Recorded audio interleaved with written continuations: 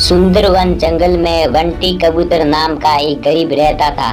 वो एक ठेले में समोसा बेचकर अपने परिवार का पोषण करता था।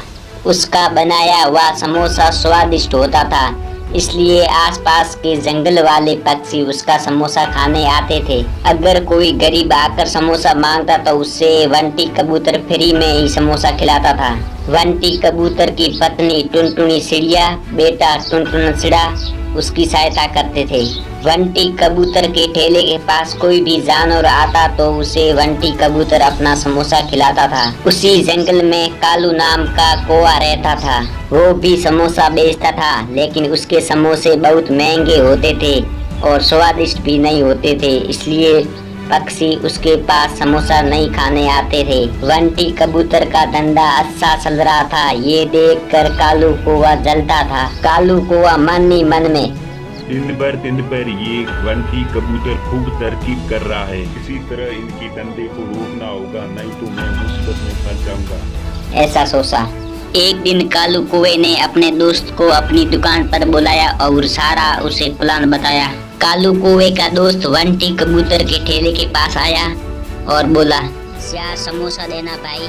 तभी टुनटुनी चिड़ी 4 समोसे प्लेट में रखकर और उसे दे देती है। वह समोसा खाकर कालू कौवे का दोस्त गिर गया। बाप रे, पेट में बहुत दर्द हो रहा है। बाप रे, इन कमीनों ने समोसे में कुछ मिलाया, कहकर चिल्लाने लगा। तभी वहाँ पर कालू कौवा पहुँचा। बाप रे, समोसे में मिलावट करके इस बेचारे भोले पक्षी को मार डालोगे। वो ना, इस समोसे में कुछ ना कुछ कोई मिलावट जरूर है। अरे कोई इस समोसे को मत खाना, पहले इसे अस्पताल ले जाते हैं। यूं कालू कौवे के प्लान के अनुसार बंटी कबूतर का धंधा ठप होने लगा। समोसा खाने के लिए उसके पास पक्षियों ने जाना बंद कर दिया। कालू कौवे का धंधा चलने लगा। बंटी कबूतर का घर चलाना मुश्किल हो रहा था। एक दिन बंटी कबूतर की पत्नी टुनटुनी चिड़िया उसे कहती है, ये क्या जी, ऐसा क्या हो गया? घर चलाना भी मुश्किल हो गया है, लेकिन तुम यूं हिम्मत हार के बैठोगे तो काम कैसे चलेगा? तुम्हें कुछ ना कुछ करना होगा। अरे भगवान, क्या करूं? पैसे तो दोबारा कमा सकते हैं, लेकिन या तो नाम और इज्जत दोनों चली गई। अब मैंने दोबारा कोई धंधा शुरू किया तो तभी कोई भी मेरा विश्वास नहीं करेगा। अपने माँ बाप की बातें सुनकर टुनटुना चिड़ा बहुत दुखी हुआ।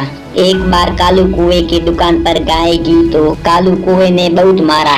चल जा यहाँ से, एक तो मेरा धंधा वैसे ही नहीं चल रहा है, ऊपर से तुम चली आई खाने के लिए, कहकर उसे मारने लगा। तभी टुनटुना चिड़ा वहाँ पर पहुँचा। कालू अंकल जी, बेजुबान जानवरों को मारना गलत है। आपको इसे कुछ खिलाना हो तो खिलाओ, वरना मना करके उसे भेज दो, लेकिन उसे यूं ना मारो। अच्छा तो बेटा, तो तुम्हें इतना बुरा लग रहा है तो तुम्हें इसे क्यों नहीं खिलाते? तब टुनटुना चिड़ा ने जो पैसे जमा किए थे उसे उसने एक केला खरीदा और उसे गाय को खिलाया। गाय माता सॉरी, मेरे पास सिर्फ एक केला खरीदने के पैसे थे। बस क्या, वह गाय एक देवता के रूप में बदल गई। खड़े हुआ जंगल के सारे पक्षियों ने देखा तो वह हैरान हो गए। देखो बेटा टुनटुना, मैं तो ये देखने आई थी कि मनुष्य में अभी भी मानवता बची है या नहीं। जो तुम बेजुबान जानवर पर प्यार दिखाते हो वो बहुत बढ़िया है बेटा। तुम्हारे घर की हालत ठीक नहीं है, फिर भी तुमने बेजुबान जानवरों की बचाने के लिए जो तुमने मेहनत की वह बहुत ही सराहनीय है। मैं तुम्हें जादुई एक समोसा ट्री देती हूँ, तुम अपने घर जाकर देखोगी। ये कहकर देवता वहाँ से गायब हो गई। टुनटुना चिड़ा ने घर में जाकर देखा तो उसके घर के सामने एक पेड़ था। उस पेड़ पर समोसा लगे हुए थे। टुनटुना चिड़ा ने जो वहाँ दुकान पर कुछ भी घटना हुई वो सब अपने माँ बाप को बताया।